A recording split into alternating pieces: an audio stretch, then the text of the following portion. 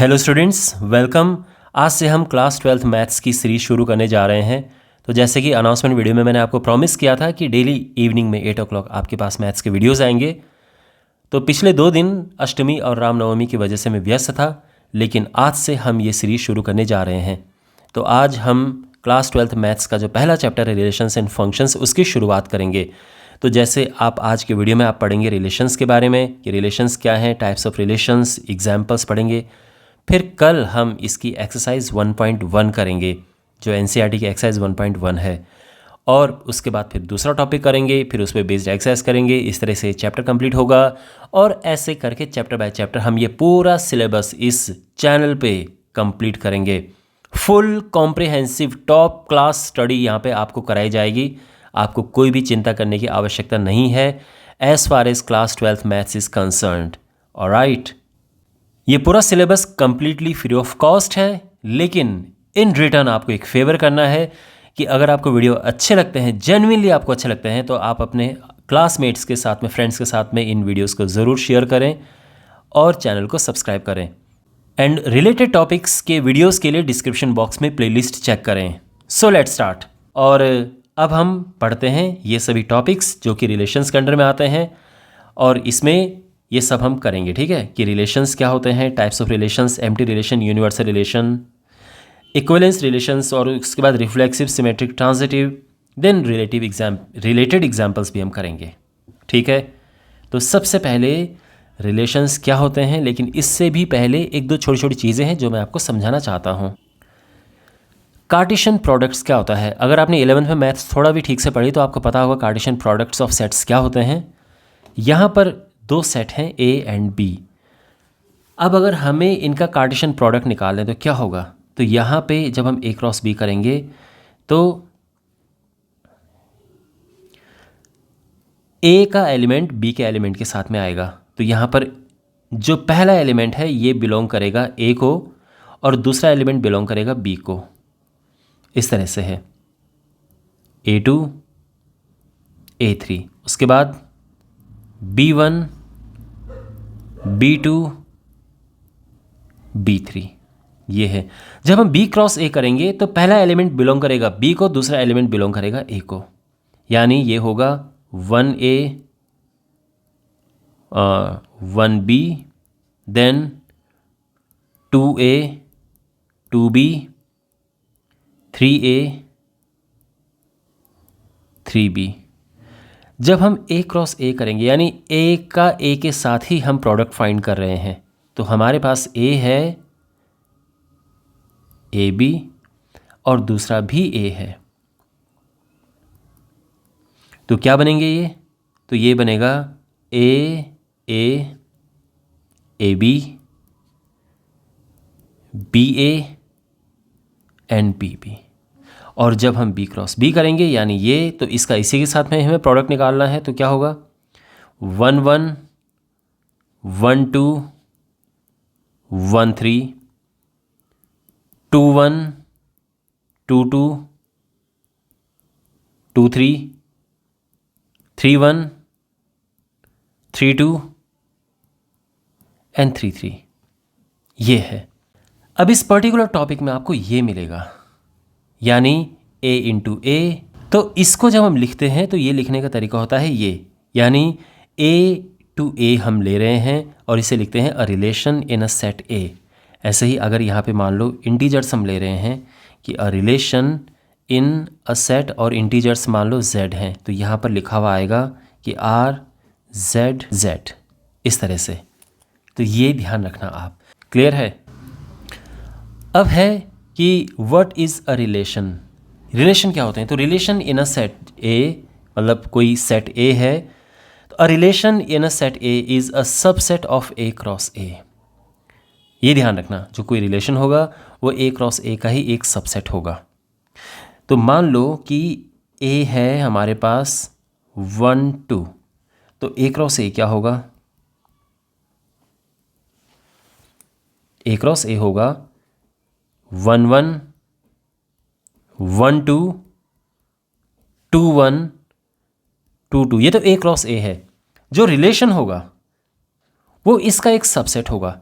अब वो ये भी हो सकता है कि कोई भी एलिमेंट ना हो, या ये भी हो सकता है कि वो 1 1 हो,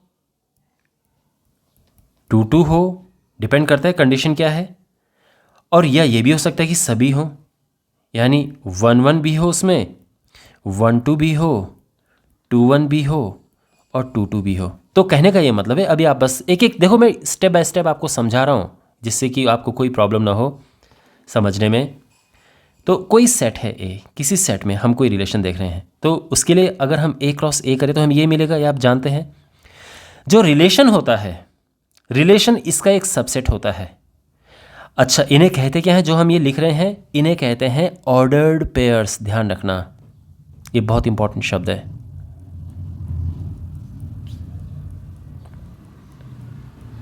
ऑर्डर्ड पेयर्स। तो रिलेशंस जब हम लिखते हैं तो हम ये ऑर्डर्ड पेयर्स हम लिखते हैं। तो जब कोई भी ऑर्डर्ड पेयर नहीं बनता है तो वो एम्प्टी रिलेशन है, और जब सभी ऑर्डर्ड पेयर आ जाते हैं तो इसको हम यूनिवर्सल रिलेशन कहते हैं। अब कैसे, मैं आपको समझाता हूँ, ठीक है? बहुत सिंपल है ये। पहली बात तो ये है, आप ये सोच होंगे सर ये रिलेशन क्या है, आप बार बार कह रहे हो कि रिलेशन रिलेशन, ये रिलेशन क्या है? देखो, रिलेशन कुछ भी हो सकता है। जब रिलेशन की बात आ रही है तो ये यहाँ पर क्या है कि एक एलिमेंट ए है और एक एलिमेंट बी है। अब ए और बी को कहाँ कहाँ से हम ले रहे हैं? दोनों को हम सेम सेट से ले रहे हैं। मतलब देखो, हमारे पास एक सेट है ए 1 2, तो जो ए हम ले रहे हैं वो भी यहीं से ले रहे हैं, और जो बी हम ले रहे हैं वो भी यहीं से ले रहे हैं। इसीलिए हमारे पास ए और बी के ये ऑर्डर्ड पेयर्स बनते हैं। तो जब ए और बी ये हैं, इसी के ऑर्डर्ड पेयर्स हम बनते हैं जो हम ये लिख रहे हैं। आपको बात समझ आ रही है? तो ये जो है, ये पहला वाला है ए, दूसरा वाला है बी, पहला वाला है ए, दूसरा वाला है बी, इस तरह से, ठीक है? तो यहाँ पर पहले वाले एलिमेंट का दूसरे वाले एलिमेंट के साथ में क्या रिलेशन है? मीन्स ये जो पहला है ए, इसका बी के साथ में क्या रिलेशन है? यही है रिलेशन। अब देखो, फॉर एग्जाम्पल यहीं पे मैं आपको बहुत सिंपल तरीके से चीज़ बताता हूँ कि अगर क्वेश्चन में ये हो कि भाई जो रिलेशन है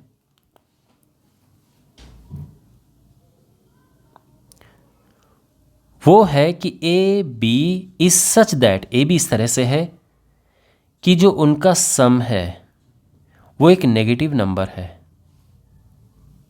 तो आप सोचो, यहाँ पर ए हमारे पास है ये, आप क्या ऐसे एलिमेंट्स लिख सकते हो, ऐसे ऑर्डर्ड पेयर्स बना सकते हो जिसमें दोनों को प्लस करो और नेगेटिव नंबर आए? तो आप लोग इसका कैसे बनेगा, ये नेगेटिव नंबर कैसे आएगा? एग्जैक्टली इसीलिए तो एम्प्टी आया है ना? अब अगर मैं एक ऐसा लिखूं कि भाई ए और बी इस तरह से हैं कि ए इक्वल्स टू बी, तो ये कब होगा? तो आप बोलोगे ये तो इस केस में होगा।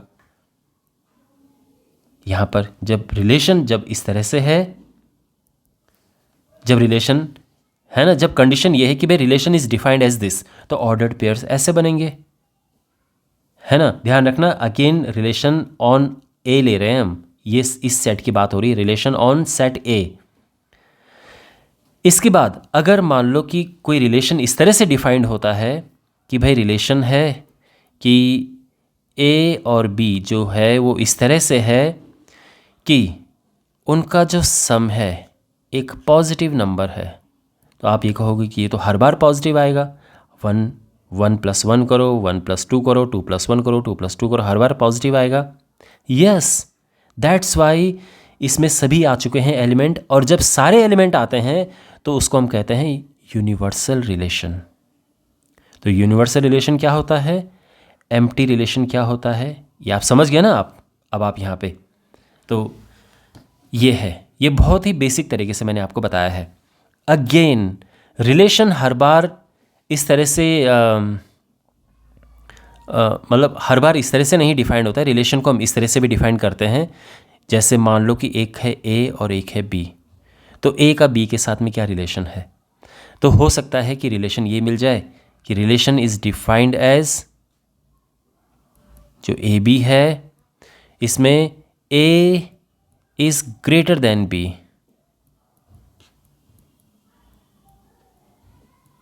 ए इज ग्रेटर देन बी। इस तरह से है। तो इसमें रिलेशन क्या है? रिलेशन है ग्रेटर देन। आप समझ रहे हो? तो यहाँ पे अगर ये है कंडीशन, ये है रिलेशन इस तरह से डिफाइंड हो रखा है, तो इसमें क्या बनेंगे? क्या बनेंगे बताओ? तो A is greater than B, यानी पहला वाला दूसरे वाले से बड़ा होना चाहिए। तो उस केस में हमारे पास बनेगा केवल और केवल 2 1, इसके अलावा कोई भी नहीं है। तो अब अगर रिलेशन इस तरह से डिफाइंड हो कि A इज़ इक्वल टू और मोर देन B, तो क्या होगा उस केस में? तो यहाँ पे हम ऑर्डर्ड पेयर इस तरह से लिखेंगे कि ध्यान रखना अगेन हमारे पास सेट यही है, हम इसी सेट की बात कर रहे हैं और हमें बस एलिमेंट यहाँ से ही लेने हैं, इससे बाहर, और वैसे भी आप समझ सकते हैं इससे बाहर से कोई नहीं आएगा क्योंकि सेट ही 1 और 2 है। तो 2 1 इसमें पहले तो 1 1 होगा क्योंकि इक्वल भी हो सकता है, फिर 2 1 है एंड 2 2 है। तो इस तरह से ये रिलेशन है। तो अब आप समझ गए। एंड एज आई सेड केवल नंबर बेसिस नहीं, और भी तरीके हो सकते हैं। मान लो कि एक सेट है ए, दूसरा एग्जाम्पल मेरा रहा, इसमें 3 ब्रदर का एक सेट है, 3 लड़के हैं और वो आपस में ब्रदर है। एक का नाम है रमेश, एक का नाम है सुरेश और एक का नाम है नरेश। ये है। अगर हमें A क्रॉस A बनाना है तो क्या बनेगा? A क्रॉस A में तो आप जानते हैं सभी बनेंगे, ये है, इसमें आर आर भी होगा इसमें, और आर एस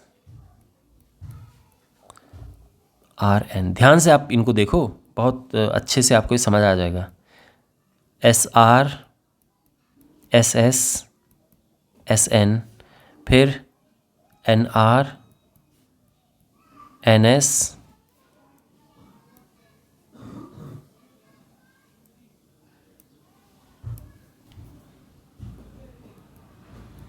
एन एन।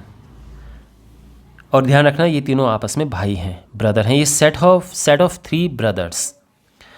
अब देखो यहाँ पर रिलेशन मैं यहाँ पे लिखूँगा, यानी रिलेशन किस तरह से डिफाइन हो रहे हैं, और आपको फिर फिगर आउट करना है कि ऑर्डर्ड पेयर्स क्या होंगे। तो यहाँ पे ए बी इस तरह से है कि A is brother of A is brother of B. इस तरह से ये है, A is brother of B. तो अब आप कहोगे कि ए बी का भाई है, तो क्या क्या इसमें होंगे? तो क्या क्या बनेगा? ऑर्डर्ड पेयर क्या क्या बनेंगे? ध्यान रखना पहले वाला दूसरे वाले का भाई होना चाहिए। तो यहाँ पे जो हम लिखेंगे इसका आप अच्छे से समझना, हमें इनमें से ही लिखना होता है, यानी जो रिलेशन होगा वो इसका एक सबसेट होता है, यानी इन्हीं में से ही होगा। अब देखो, क्या मुझे यहाँ पर आर लिखना चाहिए? बताओ, क्या मुझे लिखना चाहिए? ये मुझे नहीं लिखना चाहिए क्योंकि कोई इंसान खुद का भाई तो होता नहीं है ना। देखो, पहले वाला बिलोंग करता है ए को, दूसरा वाला बिलोंग करता है बी को। ए बी का भाई है। जो रिलेशन यहाँ पर कहा गया है वो ये है, ए, और जो रिलेशन है वो है ब्रदर, यानी A is brother of B. तो ए बी का भाई है। तो क्या मुझे लिखना चाहिए? बिल्कुल नहीं लिखना चाहिए क्योंकि कोई इंसान खुद का भाई नहीं हो सकता। अब आर एस, क्या मुझे लिखना चाहिए? बिल्कुल, आर एस का भाई है, आर एन का भाई है, और एस आर का भाई है। फिर एस एस में नहीं लिखूंगा क्योंकि एस एस का भाई, कोई खुद का भाई नहीं है ना। सुरेश का भाई नहीं है। फिर यहाँ पे एस एन मैं लिख सकता हूँ, एन आर एन एस, और एन एन तो फिर मैं नहीं लिखूंगा यहाँ पे क्योंकि एन एन का भाई नहीं हो सकता। तो ये इसका आंसर है, ये इसके ऑर्डर्ड पेयर्स बन चुके हैं। ठीक है। अच्छा, अब दूसरा मैं ये लिख रहा हूँ कि A is sister of B, A B की सिस्टर है। तो बताओ कौन सा होगा इसमें? क्या लिखूँ मैं यहाँ पे? तो आप कहोगे वो तो तीनों ब्रदर हैं, सिस्टर कैसे हो जाएगा? तो यानी ये एम्प्टी रिलेशन है, empty relation. Got it? Okay. और अब यहाँ पर मान लो कि तीनों भाइयों की हाइट अलग अलग है। तीनों भाइयों की हाइट अलग अलग है। ये R है, ये S है और ये N है। R, S, N तीनों भाइयों की हाइट अलग अलग है, लेकिन मैं रिलेशन लिख रहा हूँ कि A is as tall as B। A is as tall as B, तो मुझे क्या लिखना चाहिए? तो अब क्योंकि तीनों भाइयों की हाइट अलग अलग है तो मैं R और S तो लिखूंगा नहीं, क्योंकि R और S की हाइट तो अलग अलग ही, लेकिन मैं यहाँ पर R लिख सकता हूँ, क्योंकि किसी भी इंसान की हाइट खुद के बराबर तो होती है ना। इसके बाद मैं यहाँ पे SS लिख सकता हूँ और यहाँ पे NN में लिख सकता हूँ। ठीक है। अच्छा, अगर मैं यहाँ पे लिखूँ रिलेशन की A is taller than B, यानी अब जो मैं पहले लिखूँगा वो टॉल है दूसरे वाले से। तो यहाँ पर जैसे मैंने आपको बताया कि सबसे ज़्यादा हाइट है रमेश की, फिर है सुरेश की, फिर है नरेश की। तो ये ऑर्डर रहेगा, ध्यान रखना, रमेश, सुरेश, नरेश। ठीक है। तो RS आएगा, बिल्कुल आएगा, RN भी आएगा और SN आएगा। इसके अलावा यहाँ पे कोई नहीं आएगा, है ना, क्योंकि अगर मैंने N पहले लिख दिया, S बाद में लिख दिया तो ये रिलेशन नहीं है ना। इसमें ये रिलेशन नहीं है बिकॉज पहले वाला दूसरे से ज़्यादा टॉल है, बट यहाँ पे तो ऐसा नहीं है, नरेश सुरेश से टॉलर नहीं है, तो ये मैं नहीं लिखूँगा, तो ये है। इस तरह से हम लिखते हैं। तो ये ऐसे हो सकते हैं, इसमें हम इसमें ट्रायंगल्स ले सकते हैं, हम इसमें लाइंस ले सकते हैं। मान लो कि चलो मैं एक एग्जांपल में लेता हूँ यहाँ पे। अब यहाँ पर ये एग्जांपल है, ये एक सेट है 3 ट्रायंगल्स का, T1, T2, T3, और ये तीनों इक्विलेटरल ट्रायंगल्स हैं। रिलेशन डिफाइंड है कि AB इस तरह से है कि A is similar to B, यानी एक ट्रायंगल दूसरे ट्रायंगल के सिमिलर है। सिमिलैरिटी में क्या होता है कि देखो, ये एक इक्विलेटरल ट्रायंगल है, ये इक्विलेटरल ट्रायंगल थोड़ा ऐसे हो सकता है, ये हो सकता है ऐसा हो, है ना। तीनों इक्विलेटरल हो सकते हैं क्योंकि तीनों साइड इक्वल हैं तो इक्विलेटरल हो गया, लेकिन उनका साइज़ एक जैसा है ये नहीं कहा गया है क्वेश्चन में, तो हम नहीं ले रहे हैं। फिर हो भी सकते, नहीं भी हो सकते हैं। पर सिमिलैरिटी का सीन ये होता है कि सिमिलैरिटी साइज़ पे डिपेंड नहीं करती, सिमिलैरिटी शेप पे डिपेंड करती है। तो यानी ये ट्रायंगल इसके सिमिलर है और ये ट्रायंगल इसके सिमिलर है। इक्विलेटरल ट्रायंगल्स आपस में सिमिलर होते हैं, सभी इक्विलेटरल ट्रायंगल, ये ट्रायंगल और ये ट्रायंगल, अगर ये दोनों इक्विलेटरल ट्रायंगल्स हैं तो दोनों ये सिमिलर हैं। हाँ, कॉन्ग्रुएंट नहीं है बट सिमिलर हैं। अब यहाँ पर मैं बना रहा हूँ ऑर्डर्ड पेयर्स, तो देखो क्या बनेगा ये। तो यहाँ पे क्या मुझे T1 लिखना चाहिए? क्या मुझे लिखना चाहिए? क्योंकि देखो, कोई एलिमेंट उसका खुद के साथ भी तो आता है। जब हम A क्रॉस A करते हैं तो A क्रॉस A करने में एक एलिमेंट T1 भी आएगा। तो क्या मुझे लिखना चाहिए? ये बिल्कुल लिखना चाहिए, T1 मुझे लिखना चाहिए, क्योंकि T1 का T1 के साथ में रिलेशन है, क्योंकि कोई भी ट्रायंगल खुद के सिमिलर तो होता ही होता है, खुद के सिमिलर है ना। तो यानी ये मैं लिख सकता हूँ T1 T2। क्या मुझे लिखना चाहिए? बिल्कुल, क्योंकि T1 T2 के सिमिलर है। T1 T3, yes I can right it. इसी तरह से T2 T1, T2 T2, T2 T3, फिर T3 T1, T3 T2 and T3 T3।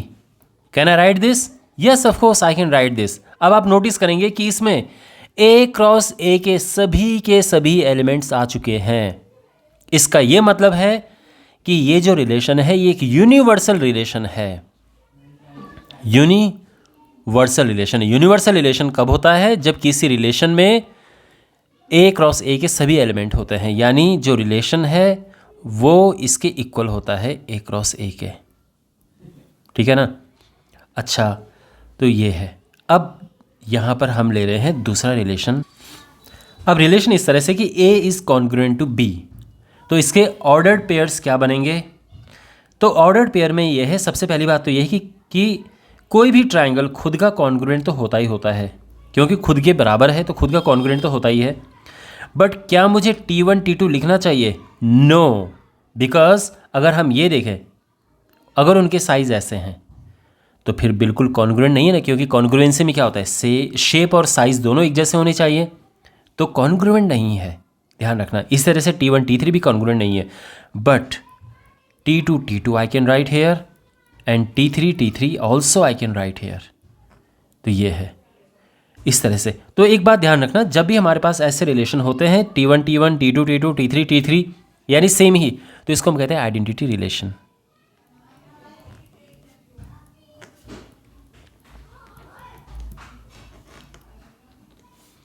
ठीक है, तो ये ध्यान रखना।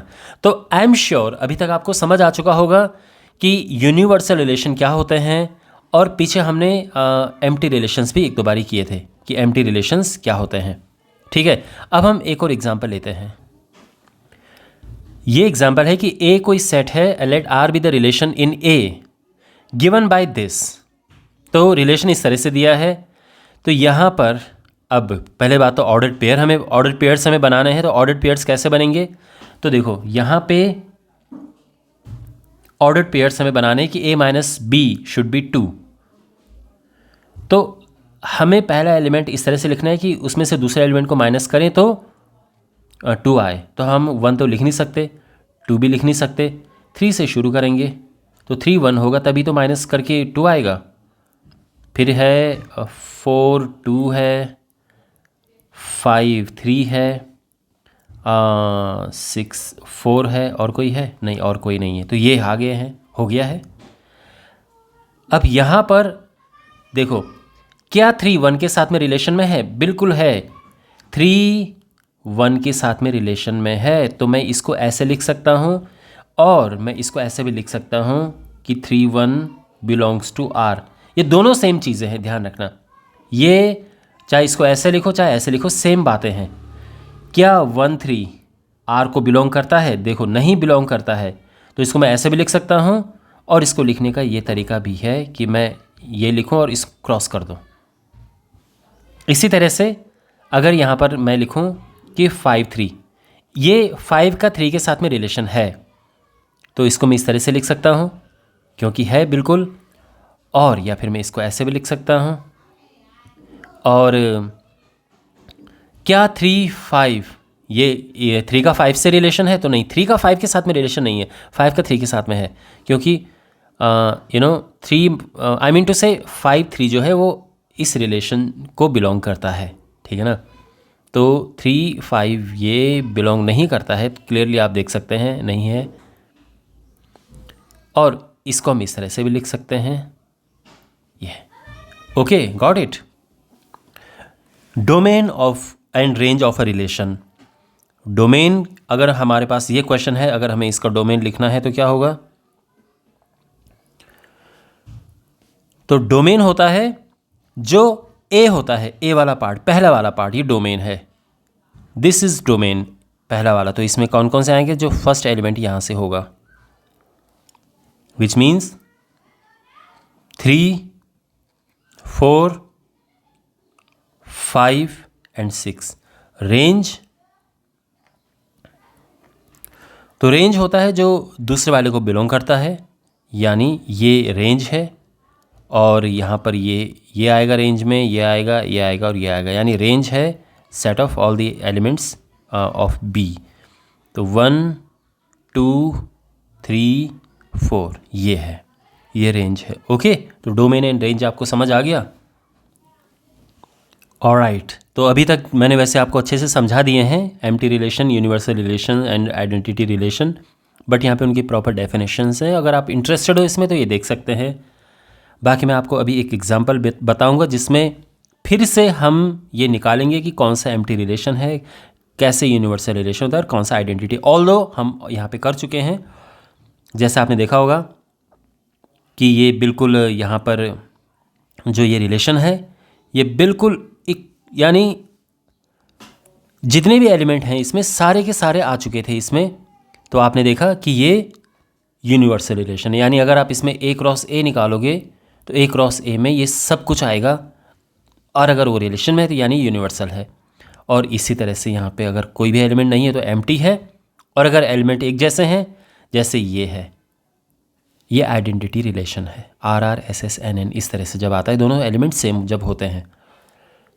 तो यहाँ पर एक एग्जाम्पल लेते हैं। तो यहाँ पर एक सेट है and relation in this set ए हमारे पास इस तरह से गिवन है। 3 डिफरेंट रिलेशंस हैं, हमें इनके ऑर्डर्ड पेयर्स बनाने हैं।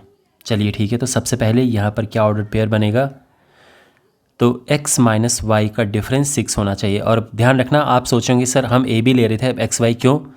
देखो आपके पास ए बी या एक्स वाई कुछ भी हो सकता है। बुक में एनसीईआरटी में एक्स वाई है, किसी बुक में ए बी है, एग्ज़ाम में आपको कुछ भी मिल सकता है, ए बी एक्स वाई। तो दोनों के लिए आपको मैं प्रिपेयर कर रहा हूँ कि एक्स वाई मिले या ए बी मिले, बात एक ही है। तो यहाँ पर जो अब देखो ये x minus Y equals to 6 है। कब ये पॉसिबल है? तो आप जानते हैं कि जो रिलेशन होता है वो एक relation is a subset of A cross ए। अगर हम ए क्रॉस ए यहाँ पर देखें तो आप समझ रहे हैं ना ए क्रॉस ए में क्या क्या आएंगे। ए क्रॉस ए में अपना 1 1 आएगा, 1 2 भी ए क्रॉस ये है, 1 3 है, फिर 2 1 है, 2 2 है, 2 3 है, फिर देन 3 1 3 2 एंड 3 3, इस तरह से। तो जो रिलेशन होगा वो इन्हीं में से ही होंगे, इससे बाहर नहीं होगा। लेकिन क्या आपको दिख रहा है कि जो पहला वाला है उसमें से दूसरे को माइनस करोगे तो 6 आएगा? कभी नहीं आएगा। तो यानी कोई भी नहीं है, ये एम्प्टी रिलेशन है।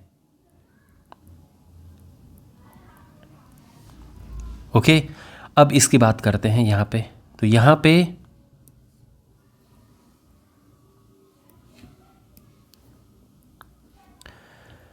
Well what do you think क्या आएगा? तो x माइनस वाई एक ये z है, z यानी इंटीजर, ध्यान रखना। अब क्या हम यहाँ पर लिखें कि उनको माइनस करके इंटीजर आए? तो आप भी समझ रहे होंगे कि यहाँ पर जो भी हैं ए क्रॉस ए में, हर बार आप पहले में से दूसरे को माइनस करोगे तो every time we will get integer. 1 minus 1 0 आता है, वो एक इंटीजर है। 1 माइनस 2 माइनस 1 आता है, वो भी एक इंटीजर है। यानी ये सभी आएंगे इसमें। 1 1 है, 1 2 है, 1 3 है, फिर 2 1 है, 2 2 2 3 3 1 3 2 3 3। तो ये सभी के सभी जो हैं ये इसमें आएंगे। ऑब्वियस सी बात है, क्योंकि अब पहले वाले में से दूसरे वाले को माइनस करो, एवरी टाइम हमें इंटीजर मिल रहा है, तो ये सभी आएंगे। और ये बिल्कुल ये इसी के जितना है, यानी ये यूनिवर्सल रिलेशन है। अब समझ आ गया? And finally we have this. तो क्लियरली आप समझ गए होंगे कि भाई उनको माइनस करके 0 आए तो ये 1 1 होगा, दूसरा 2 2 एंड तीसरा 3 3। This is identity relation. ये है। Is it all right? यहाँ पे ये z था। अगर ये क्वेश्चन z की जगह पर n होता तो क्या होता? यानी सेम है, बट यहाँ पर मैं लिख रहा हूँ इस बार जो रिलेशन है, it is defined as X Y is such that x minus Y equals to a natural number. पहले में से दूसरे को माइनस करोगे तो नेचुरल नंबर आएगा, जो सेट a है। अगेन ये 1 2 3 ही है, तो a टू a ले रहे हैं हम। क्या होगा? तो ध्यान रखना, नेचुरल नंबर क्या होता है? नेचुरल नंबर होता है 1 2 3 4, इस तरह से। पहले में से दूसरे को माइनस करके नेचुरल नंबर आना चाहिए। क्या हमें 1 1 लिखना चाहिए? बिल्कुल नहीं, क्योंकि 1 में से 1 को माइनस करके तो 0 आते हैं, नेचुरल नंबर तो आता नहीं है, तो ये हम नहीं लिखेंगे। क्या हमें 2 1 लिखना चाहिए? बिल्कुल लिखना चाहिए। क्या हमें 3 1 लिखना चाहिए? यस। 3 2 यस। इसके अलावा कोई आएगा? बिल्कुल नहीं आएगा, बस केवल ये 3 आएंगे। क्योंकि पहले को अगर हम पहले से अगर दूसरे को माइनस करें तो हमें नेचुरल नंबर चाहिए। और ये केवल इसी कंडीशन में आएगा और किसी कंडीशन में नहीं आएगा। Is it all right? तो आई एम श्योर अब आपको ऑर्डर्ड पेयर्स बनाने आ चुके होंगे इन फॉर्म से, जब हमारे पास ये रिलेशन दिए होते हैं। अक्सर हम इनको सेट बिल्डर फॉर्म कहते हैं वैसे। तो जब ये भी एक रिलेशन लिखने का तरीका है जो इस तरह से यहाँ पर लिखा है, और ये भी एक तरीका है लिखने का, ये ऑर्डर्ड पेयर्स बना के हम लिख रहे हैं। ठीक है, ये सब क्लियर समझ आ चुका है। और अब हम बढ़ते हैं इक्विवेलेंट रिलेशंस की ओर, यानी रिफ्लेक्सिव सिमेट्रिक ट्रांजिटिव क्या क्या होते हैं। तो यहाँ पे रिफ्लेक्सिव सिमेट्रिक ट्रांजिटिव, ये तीनों मैंने एक साथ इसलिए लिखे हैं ताकि आपको तीनों में एक साथ पता चले कि कैसे हमें लिखना होता है और इनमें डिफरेंस क्या है। पहली बात तो ये है, जब हम रिफ्लेक्सिव की बात करते हैं तो हम एक एलिमेंट की बात करते हैं, जस्ट वन एलिमेंट हमें देखना होता है। तो हम लिखते हैं लेट कोई एलिमेंट ए है, दिस बिलोंग्स टू कोई सेट ए, उसको बिलोंग करता है। जब हम सिमेट्रिक की बात करते हैं तो दो एलिमेंट्स की बात करते हैं। तो यहाँ पे दो एलिमेंट्स ए एंड बी हम देखते हैं। और जब ट्रांजिटिव की बात होती है तो तीन एलिमेंट्स होते हैं। तो इसमें हम लेते हैं ए, बी एंड सी। ठीक है, one element, two elements, three elements. अच्छा, रिफ्लेक्सिव होता है the relation R in the set A is reflexive if relation set A में रिफ्लेक्सिव है। अगर क्या होगा, तो ध्यान से देखो, अगर ए खुद के साथ में रिलेटेड होगा, यानी ए बिलोंग्स टू आर, या फिर हम इसको ऐसे भी लिख सकते हैं कि ए का ए के साथ में रिलेशन है ना। क्या है ये? बहुत सिंपल है। जैसे कि मैंने आपको बताया था ना कि हाइट की बात है कि तीन लोग हैं, ए बी, मतलब वही रमेश है, नरेश है, सुरेश है, और यहाँ पर इनकी हाइट अलग अलग है मान लो, या एक जैसे हैं, उससे फ़र्क नहीं पड़ता। लेकिन अगर हमारे पास रिलेशन है इस तरह से कि भाई रिलेशन एक्स वाई लिखो या ए बी लिखो, ठीक है ना, इज़ डिफाइंड एज, मतलब क्वेश्चन में आपके पास होगा रिलेशन इज़ डिफाइंड एज कि A is as tall as B, A की हाइट बी के बराबर है। तो उस केस में ये ए के साथ में रिलेटेड होगा। आपको कन्फ्यूजिंग लग रहा है समझने में? देखो, आप पहले रिलेशन पे फोकस करो, केवल इतना पढ़ो। आप क्या लिखा है? इज़ एज टॉल एज, यानी ए और बी की हाइट बराबर है। लेकिन यहाँ पर हमें ए और बी अलग अलग नहीं रखने हैं, हमें सेम ही रखना है। जो यहाँ पर है वही यहाँ पर है, यानी ए की हाइट ए के बराबर है। क्या ऐसा होता है? बिल्कुल ऐसा होता है। मैं ए की जगह पे यहाँ पे लिख देता हूँ आर, रमेश। तो रमेश की हाइट खुद के बराबर है ना? बिल्कुल है। या फिर नरेश की हाइट खुद के बराबर है? बिल्कुल है ना? या फिर यहाँ पर मैं तीन लोगों को ए बी सी करके भी ले सकता हूँ, तो कोई प्रॉब्लम नहीं है। तो ए की हाइट खुद के बराबर होती है, यानी ये रिफ्लेक्सिव है। तो हम कहेंगे कि it is reflexive, relation is reflexive. ये हमारा फाइनल स्टेटमेंट होगा कि रिलेशन इज़ रिफ्लेक्सिव। क्यों रिफ्लेक्सिव है? क्योंकि जो रिलेशन दिया हुआ है वो उसका खुद के साथ है। अब कौन रिफ्लेक्सिव नहीं होगा ये मैं जल्दी से बता देता हूँ। मान लो कि रिलेशन है ए इज़ एज टॉल की जगह पे टॉलर लिखा है। रिलेशन इस तरह से डिफाइन है कि ये ए भी लिखा है और ये है कि A is taller than B, A is taller than B. अब रिलेशन क्या लिखा है यहाँ पे? टॉलर लिखा है।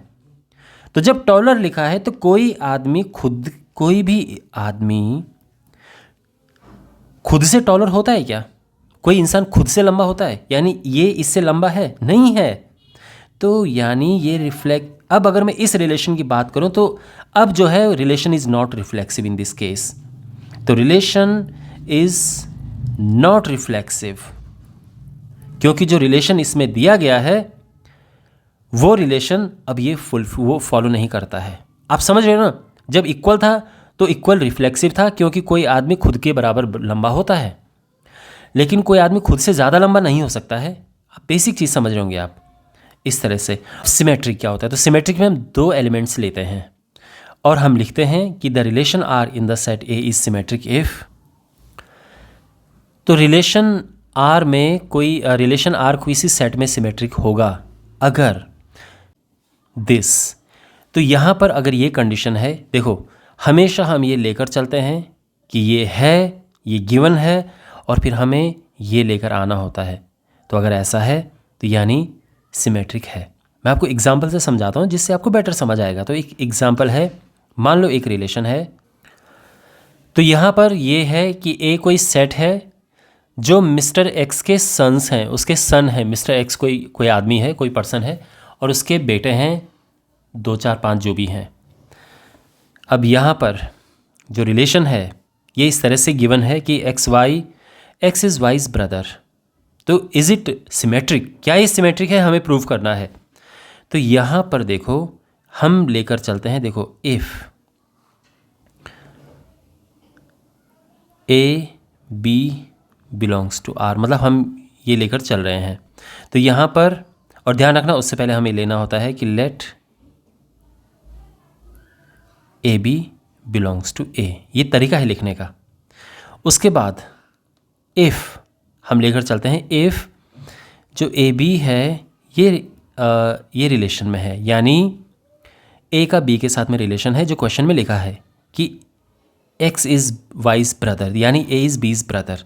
तो हम यहाँ पर लिखेंगे कि इसका क्या मतलब है, इसका मतलब है ए इज़ बीज ब्रदर। अब बताओ कि अगर ए बी का भाई है तो क्या बी ए का भाई होगा? बिल्कुल होगा, इस क्वेश्चन में तो पक्का होगा।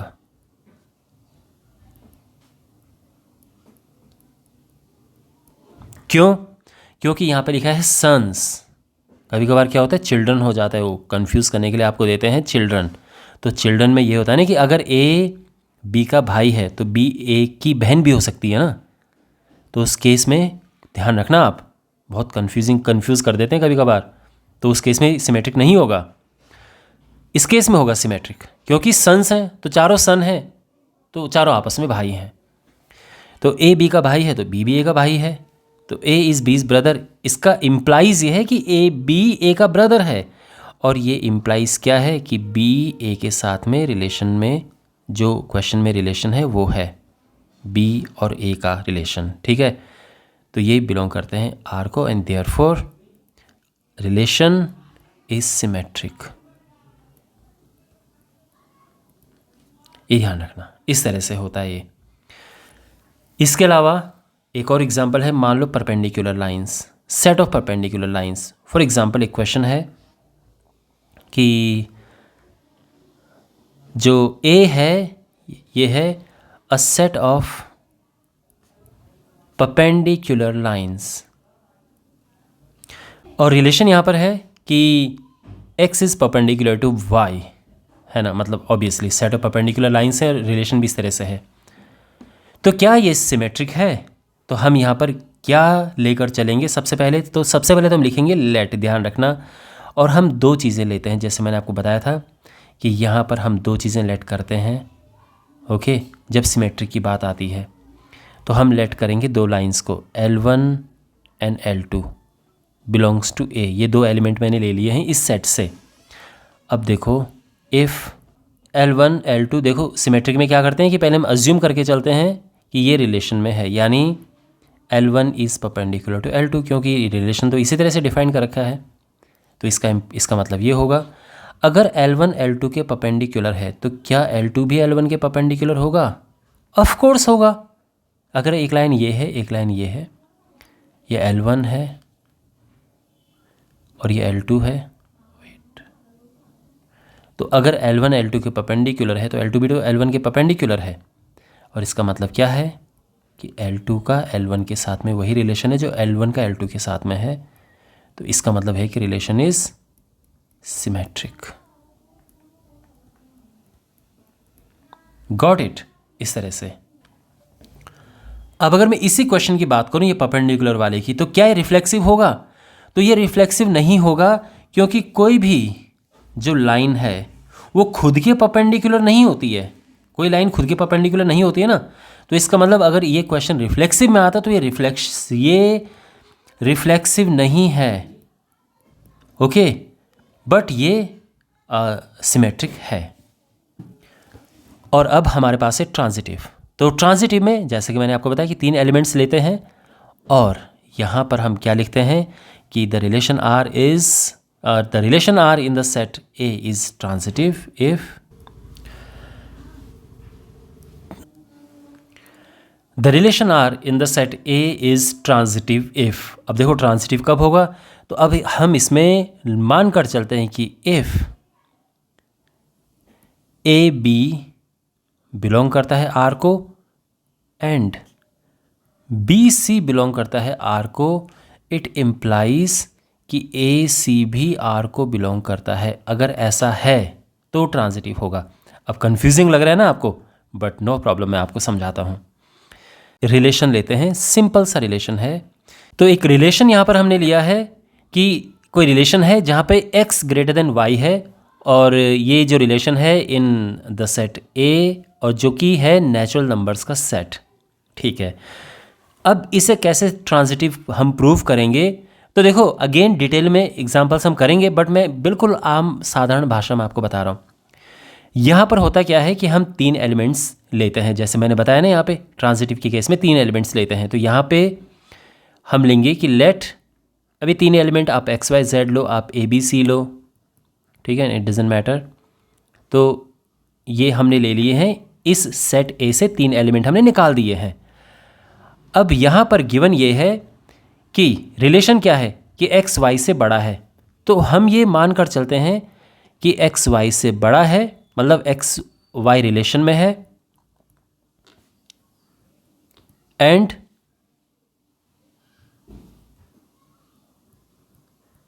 y का z के साथ में रिलेशन है, इस तरह से, ठीक है।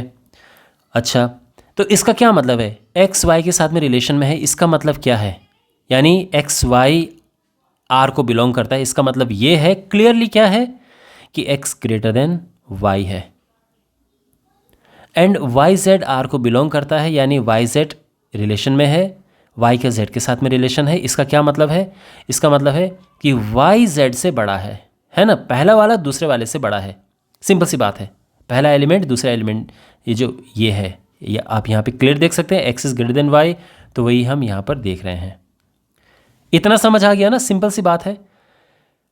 अब सोचिए, अगर x y से बड़ा हो, y z से बड़ा हो, तो हम इसको ये लिख सकते हैं ना कि x greater than y greater than z, है ना,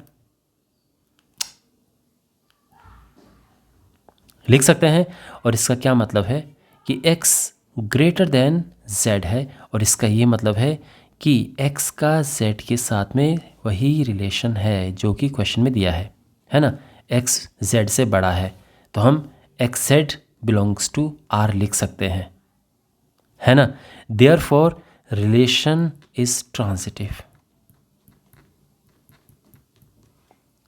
तो जो x का y के साथ में रिलेशन है, और जो x का y के साथ और y का z के साथ में रिलेशन है, वो x का z के साथ में अगर रिलेशन है तो वो ट्रांजिटिव है, सीधी बात यह है। अब इस केस में ब्रदर वाले भी एग्जांपल हम इसमें ले सकते हैं कि अगर x y का ब्रदर है, मान लो कि तीनों सन है, अगर x y का ब्रदर है, y z का ब्रदर है, तो फिर x z का भी ब्रदर होगा, तो वो भी ट्रांजिटिव होगा। इस तरह से हम देखते हैं, ओके। तो आई होप बेसिक डिफरेंस आपको समझ आ गया होगा रिफ्लेक्सिव, सिमेट्रिक, ट्रांजिटिव में। और अब एग्जाम्पल्स करते हैं। और हाँ, इम्पॉर्टेंट बात यह है कि जो relation reflexive, symmetric and transitive, ये तीनों होते हैं, उनको हम कहते हैं इक्विवेलेंस रिलेशंस। तो ये इक्विवेलेंस रिलेशंस होंगे, ठीक है। तो इसका ध्यान रखना आप, ये चीज़, दिस इज़ वेरी इंपॉर्टेंट। जो तीनों होंगे, तो अभी हम करेंगे ऐसे क्वेश्चंस जिनमें आपको तीनों, जैसे फॉर एग्जांपल जो क्वेश्चन था, आपने देखा होगा, एक क्वेश्चन मैंने करवाया था जिसमें एक ए था, अ set of all the equilateral triangles,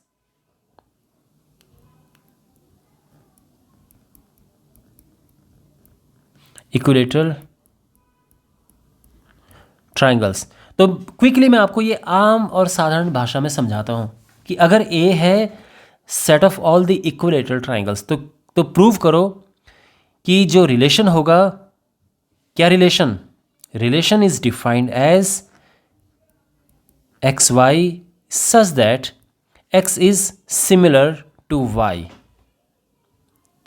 तो प्रूव करो कि ये जो रिलेशन है ये इक्विवेलेंस रिलेशन है, यानी ये रिफ्लेक्सिव भी है, सिमेट्रिक भी है, ट्रांजिटिव भी है। तो सीधी सी बात यह है कि कोई भी, अगर मैं एक एक्स कोई ट्राइंगल ले लूँ, कोई भी ट्राइंगल खुद के सिमिलर तो होता ही होता है, यानी ये रिफ्लेक्सिव है। अगर कोई ट्राइंगल दूसरे ट्राइंगल के सिमिलर है तो पक्की बात है कि दूसरा ट्राइंगल भी पहले वाले ट्राइंगल के सिमिलर होगा, तो ये सिमेट्रिक भी है। और अगर एक ट्राइंगल दूसरे के सिमिलर है, दूसरा ट्राइंगल तीसरे के सिमिलर है, तो इसका मतलब क्या है कि पहला वाला ट्राइंगल तीसरे के सिमिलर होगा, यानी ये ट्रांजिटिव भी है। तो यानी that's why it's an equivalence relation. Proper किस तरह से लिखते हैं मैं आपको बताता हूँ, बट ये जस्ट मैंने आपको एक समझाया था कि कैसे इक्विवेलेंस रिलेशंस होते हैं। अब हम इसका प्रॉपर तरीके से एक एग्जांपल करते हैं। Let z be the set of all integers and let r be the relation, r be a relation in z defined by this। हमें शो करना है कि इक्विवेलेंस रिलेशन है, तो एक एक करके हम शो करते हैं। सबसे पहले हम शो करेंगे रिफ्लेक्सिविटी।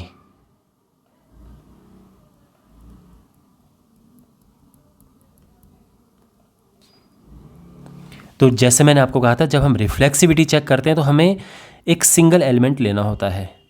तो हम लिखेंगे लेट ए बिलोंग्स टू जो सेट है, तो सेट यहाँ पर दिया है z, है ना, z बी द सेट, तो ये हमने ले लिया है।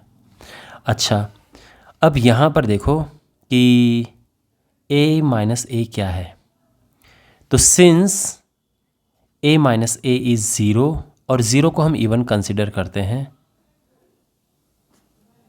विच इज़ इवन, तो हम ये कह सकते हैं कि देयरफॉर जो a का a के साथ में रिलेशन है जो क्वेश्चन में डिफाइंड है, क्वेश्चन में गिवन है, दिस,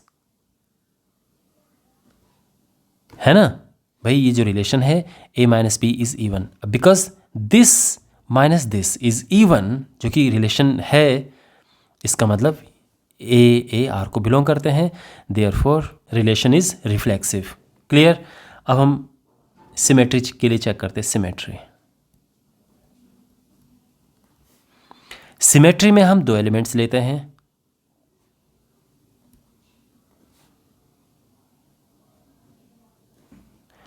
और अब यहाँ पर देखेंगे तो जब अब सिमेट्री में क्या करते हैं कि हम लेते हैं कि इफ़ हम ये मानकर चलते हैं कि ए बी रिलेशन में है, बस हमें ये प्रूव करना होता है कि बी ए भी सेम रिलेशन में है, बी का ए के साथ भी सेम रिलेशन है जो ए का बी के साथ है।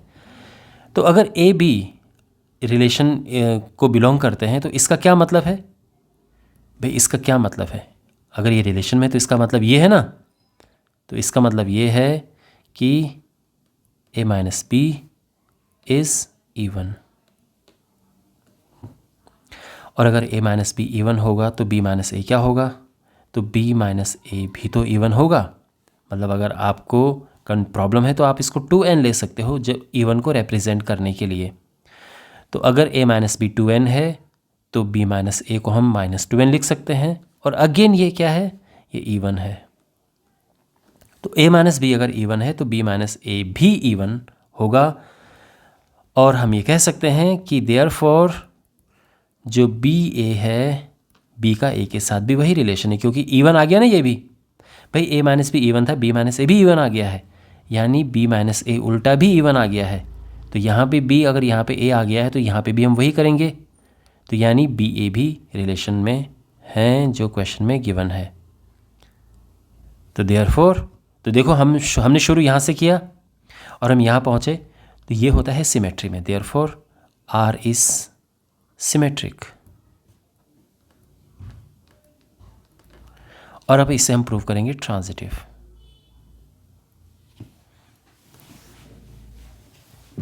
ओके, तो